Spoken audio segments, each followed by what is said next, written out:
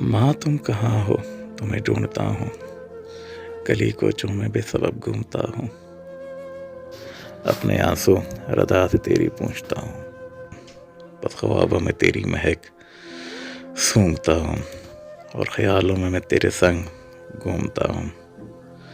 اب تو جھولا بھی مجھے جھلاتی نہیں ہو، اور لوری بھی مجھ کو سناتی نہیں ہو، گود میں اپنی لے کر سلاتی نہیں ہو، جو میں روٹ جاؤں مناتی نہیں ہو، اور جب میں بلاؤں تم کو تم آتی نہیں ہو۔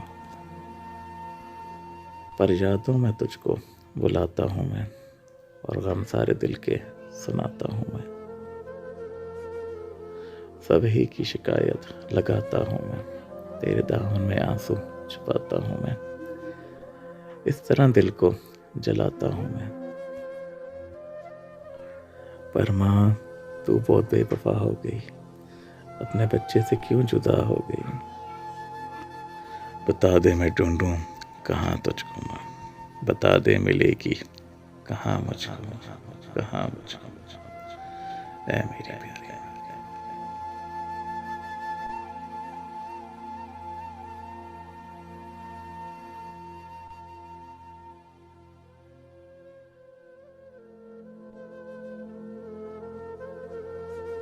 جب تم نہیں رہے تو کیا ہوا، پھر یوں ہوا کہ ہم بھی در بدر ہو گئے، در بدر۔